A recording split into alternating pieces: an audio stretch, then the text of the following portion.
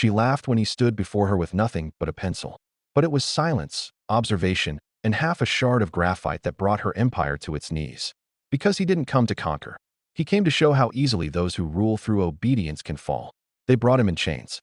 The arena of Vex'tulia Noor, carved into obsidian and steel beneath the gaze of triple moons, stretched across a sea of silence. 10,000 alien witnesses filled the tiers, their faces painted in ceremonial stillness, their minds sharpened with bloodlust and boredom. And in the center of it all, standing barefoot on the black sand, was the human, shirtless, dirt-smeared, and bound at the wrists behind his back. And in one hand, still somehow his, was a pencil. The crowd didn't understand. They didn't even care. To them, it was a toy, a relic of a backward world, of a species that had stumbled too far into stars it hadn't earned. The guards hadn't bothered to take it. It was, after all, just wood and graphite. Then she descended. From the royal spire came the anti-grav platform, thrumming with blue light, parting the air like a divine decree. Seated upon it was the queen. The crowd bowed as one. Her presence bent the air, drew the gaze of every noble, every soldier, every mercenary waiting for spectacle. She was power sculpted into flesh. Green skin glimmered like polished jade, hair black as void cascading in braids laced with obsidian rings that shimmered with heat-reactive pulse. Her eyes gleamed emerald fire. Her movements radiated sovereignty. And when she looked down at the man in chains, she didn't blink. "A pencil," she said. The words were velvet dipped in venom. They carried across the arena with perfect clarity, amplified by the acoustic hum of the throne's vocal enhancers. "This," she said with a slow laugh, "is how Earth sends its warriors now, with writing tools." Laughter rippled through the arena. Guards chuckled. Nobles leaned in with mockery dancing on their lips. The human said nothing. She rose from the throne. Her robe split at the thigh, revealing legs that had brought generals to heel. She walked barefoot on obsidian toward him. No guards followed. No fear. Only dominance. "You know why you're here," she purred. "You trespassed. You insulted. You humiliated 2 of my high generals. And now," she reached him, "you will serve as an example." Her gaze flicked to the object clutched in his hand. "What is this?" she asked, voice a purr again. "Do you plan to draw my portrait before I break you?" More laughter. Still, he said nothing. His hand closed tighter around the pencil. So she took it. Her fingers moved like a knife, elegant, fast, and plucked the pencil from his grasp. She twirled it between her fingers, admiring it the way one might admire a bug before the squash. Then she broke it. Snap. The sound echoed, cruel and small, and the 2 halves of the pencil fell to the sand like discarded truths. "That," she whispered, "was your weapon." She turned. "Chain him to the pit wall. Let them watch him rot." But he spoke. "Even you," he said softly, "should have left it alone." She froze mid-stride. "What did you say?" Her tone sharpened. She turned to face him fully. He looked at her. Really looked. Through the layers of beauty and arrogance, past the glamour and poise. When he smiled, it wasn't defiance. It was certainty. "You just made your first mistake." She laughed, too loud, too fast. "You'll kill me with half a pencil?" "I won't have to," he said. "You already gave me the opening." In the control room above, a technician leaned forward, eyes narrowing at the human's vitals. No spike. No fear. And below, the man was still. His hands were chained. His weapon broken. But he smiled. Because the pencil had never been the weapon. It was the memory. They dragged him to the wall. Magnetic cuffs locked his wrists against the polished stone. The crowd roared, their bloodlust satisfied, for now. But the human didn't resist. He let it happen. Up above, nobles sipped their glowing wines and pointed fingers. Below, soldiers slammed fists to breastplates, mocking the bare-chested earthborn. But he didn't look at them. He looked only at her. The queen. Still resplendent. Still unbothered. Still radiant with imperial confidence. She gave her speech. "Let the record show," she declared, "that the human came to our world bearing nothing but a child's toy. And now," she smiled, "now he'll rot with silence in his throat." Cheers. Applause. And then he smiled. A flicker. Subtle. Almost imperceptible. But the drone circling above caught it. It flickered across the stream feeds. On the replay beside the queen's throne, she saw it. Is he smiling? She stepped down again. Slower this time. Less fanfare. The wind caught her hair as she approached. Their eyes met. "Why are you smiling?" she asked, voice low, tighter than before. "Because you're still playing your game," he said, "and I already wrote the ending." She scoffed. "With what?" "With what the pencil taught me." He didn't flinch. Flashback. Back on the wrecked transport that brought him here, his ribs cracked, his arm splintered with scavenged pipe. Days alone. Nothing but silence and the pencil. He drew. Every bolt in the guard's armor. every vent in the prison hall, every angle of the Queen's court, the throne deck, the exits, the blind spots, the pressure relays. He mapped it all, not on paper, in his mind. And now he waited, not for freedom, for the moment. Her voice wavered. You think silence will save you? No, he whispered. But it'll kill you. She stepped back. Only a little. Half a step. But everyone saw it. And that's when he knew. He'd taken the first brick out of her empire. A soft hum rippled through the wall behind him. Barely audible. One magnetic cuff blinked. No one noticed. Except him. He didn't move. Because humans don't strike when they're free. They strike when you think they're not. Up in the control room, a technician frowned. Ma'am, we just got a feedback loop on gate port 3. A glitch? The captain asked. The technician hesitated. It matches the throne deck's internal systems. Origin trace. The arena wall. Run a full diagnostic now. But it was already too late. He moved. Not with violence. With precision. Fluid and silent, like water slipping through cracks in stone. As the Queen turned to the court once more, arms raised in triumph, shouting, let this be his last lesson. He stepped forward. Gasps from the crowd. The guard stumbled in confusion. How had he moved? The cuffs? Too late. He bent low, picked up the shattered pencil halves from the dust. One fragment slid into his palm. The other disappeared into his boot. The Queen turned just in time to see him walking toward her. Calm. Unhurried. Guards tensed, glanced to her. But she hadn't spoken. And in her empire, no one moved without the Queen's command. Obedience was their strength. And their flaw. He was 20 feet from the throne. Then 10. Still, no order came. Because for the first time, she hesitated. He reached the base of her floating dais. She shouted at last, stop him. And that's when the illusion shattered. He moved fast.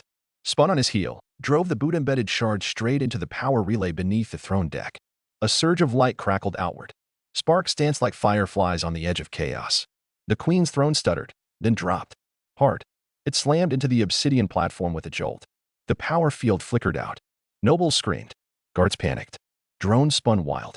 And he stood above the fallen banner that bore her crest, the symbol of her reign. He stabbed the broken graphite into the cloth. One stroke, then another, and drew a single, simple figure. A queen kneeling. Silence. The court froze. The Queen stared at the drawing. At the man standing atop her emblem like a victor over a shattered myth. One guard finally broke the spell and charged. The human didn't flinch. Sidestepped. Hooked the guard's leg. Brought him crashing down. He took the pulse baton from the dazed soldier. Didn't use it. Just held it. Then dropped it. You don't even know how to fight free, he said, voice low. You only know how to obey. The crowd stirred. Some stood. Some knelt. Not to him, but to something older. Something truer. A shape forming beneath the ceremony and spectacle. The Queen remained frozen. Not by chains, but by the unfamiliar grip of irrelevance. He turned his back on her. Walked to the center of the arena again. Sat cross-legged in the sand, like a monk beneath falling stars. Waiting. Calm. In control. The Queen took one step forward. Her fingers shook. Her mouth opened. But no words came. She was alone now. Not a single guard moved. Not a single voice rose. Not even the wind dared interrupt. The floating throne sputtered behind her, powerless. Her crest, now defaced, fluttered beside it. And across the arena, every soul saw it. The woman once draped in dominance, now looked very, very small. She approached him slowly. Step by cautious step. Not regal anymore. Just unsure. Why won't you fight me? She asked. He looked up. Because you already lost. She slapped him. Hard. The sound cracked the air like lightning. But he didn't flinch. Didn't move. Do you feel powerful now? He asked. You always hide, he added softly, behind eyes and thrones and colors, but you've never stood alone. Flashback. Her childhood. Selected young. Crowned by ceremony. Trained by generals. Praised for her poise. Sculpted into perfection. Into performance. Into expectation. But she had never faced this. A man who didn't want her throne. Who didn't crave revenge. Who didn't raise his voice. Just truth. And that terrified her. Why? Her voice cracked. Why are you doing this? He stood slowly. Brushed sand from his legs. Because you laughed. She blinked. At a pencil. And he nodded to what it stood for. What did it stand for? She whispered. Patience, he said. Restraint. Memory. He stepped closer. The one thing your empire forgot. She backed away. One step. Then another. Her guards shifted. Waited. No order came. She clenched her fists. I won't kneel, she hissed. I don't need to. He turned from her again. They already see it. She screamed. I'm still your queen. But the court didn't kneel. Didn't answer. Didn't move. Because now they saw her as she was. Powerless in presence. Strong only by illusion. And now, empty. Her guards lowered their weapons. Not in rebellion. Not in fear. In surrender. Not to him, but to the truth. Something unspoken passed between them all. A realization heavy as gravity and twice as final. This was no longer their queen. She had lost them. Not through blood. Not through betrayal. But through disbelief. She trembled. A tremor in her hand. Barely visible, but unmistakable. And across the court, gasps echoed like ripples from a collapsing star. This was the Queen of Zereth Prime. The woman who had ruled for decades. Who had silenced rebellions with a glance. Who had bent empires with a raised eyebrow. Now breaking. The human stood still. Watching. Breathing. But saying nothing. And that silence? It became a roar. She took one step forward, uncertain, her feet sinking slightly into the sand. He remained still. Why? She began, voice soft, hoarse. Why do you refuse to strike? He finally turned. Eyes steady, voice calm. Because I don't need to. She flinched. Then asked again, lower this time, as if pleading. Then what do you want? He tilted his head. Just slightly. I already took it. Her mouth opened, but no words came. He clarified, gently, as if explaining something she should have known all along. Your image.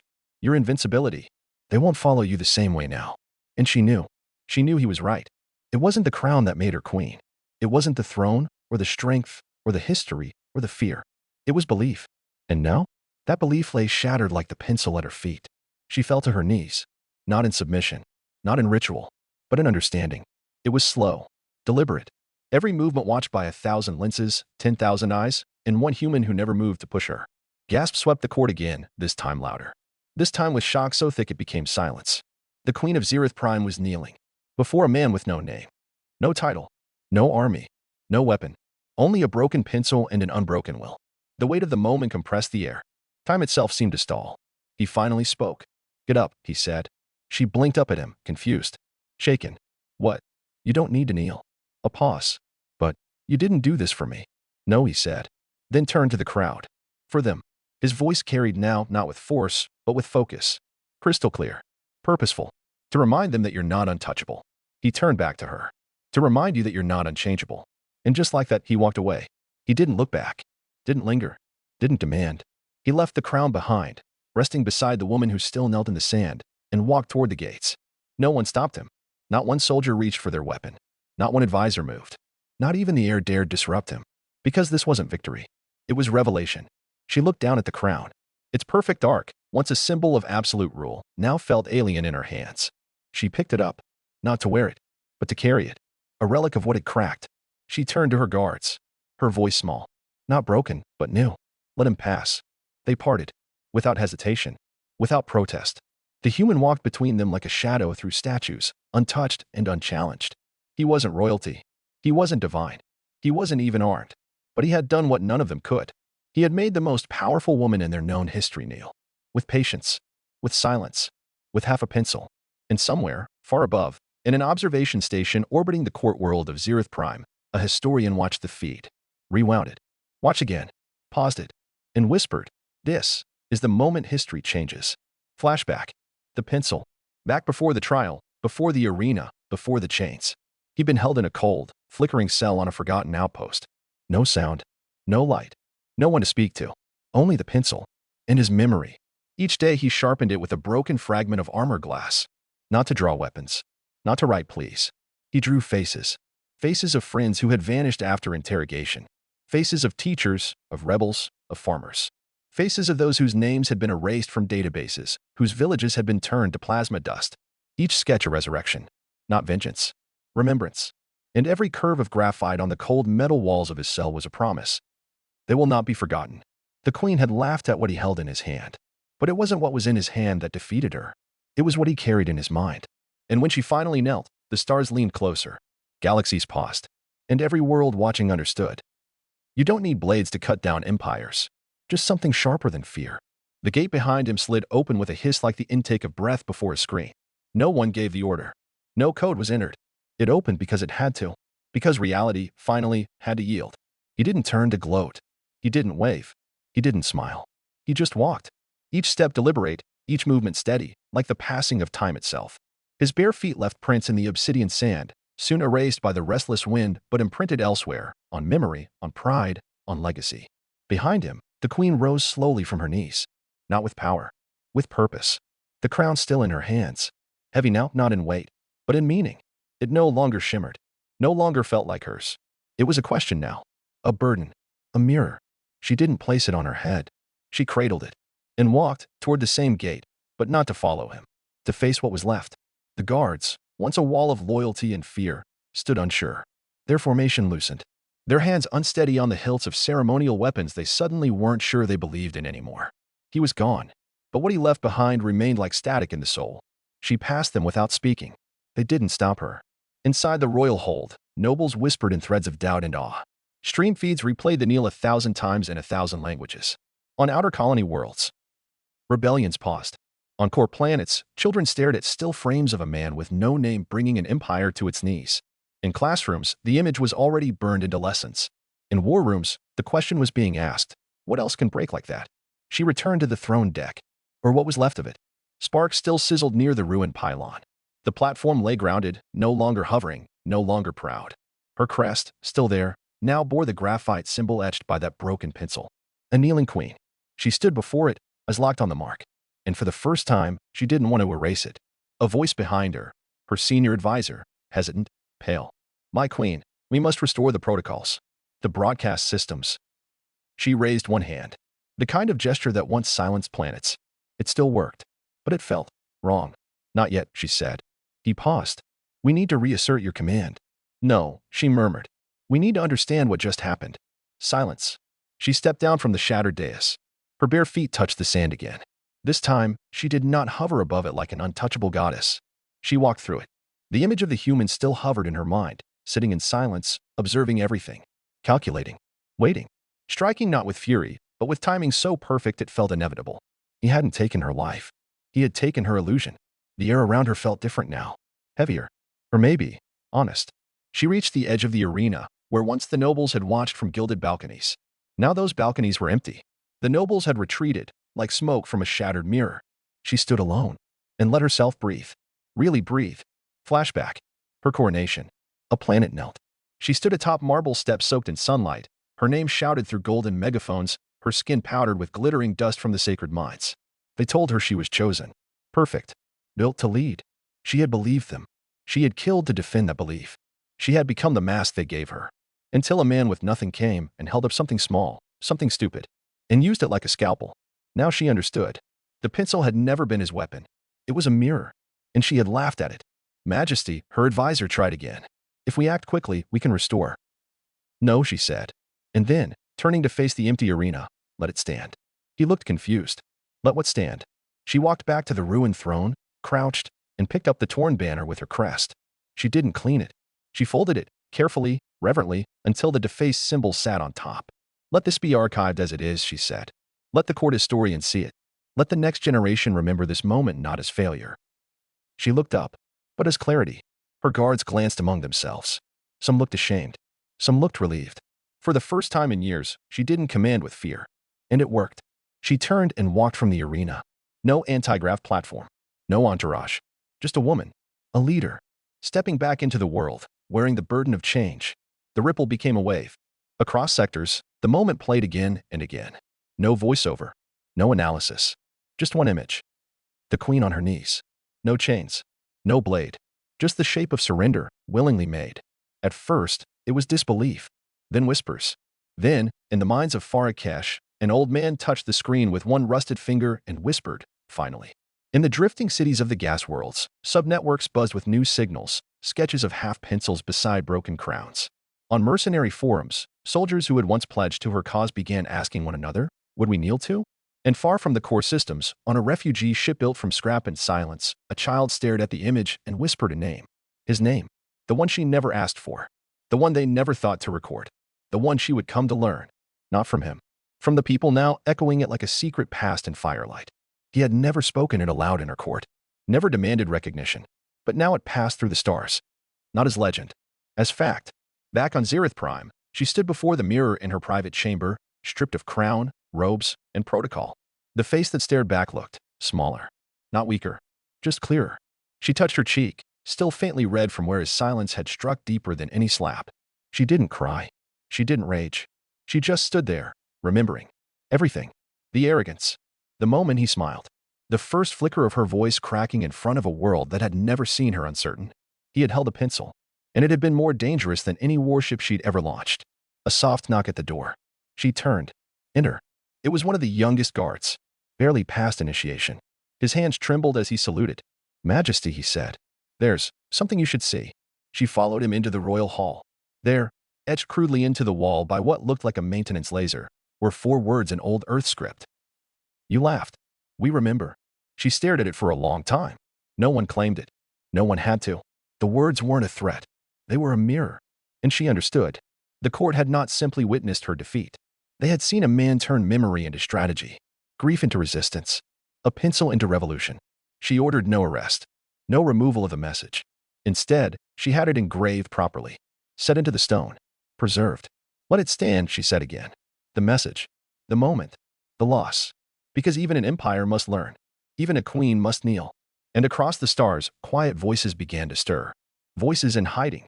Voices in exile. Voices long silenced by the same throne that had now learned silence could be louder than any command. In backrooms of black markets, drinks were raised to the pencil bearer. In whispered chants across border colonies, young voices repeated, we remember. And on a cold moon where the human had disappeared hours earlier, his trail lost to 100 sympathetic eyes and broken registry drones, a child asked him softly. Why didn't you stay? He crouched beside her, adjusting the small hand-drawn crest on her tunic. Because it was never about me. Then why? He smiled, faint and weary, to remind them of who they are, not who they were told to be. The girl nodded, not fully understanding, but something inside her shifted.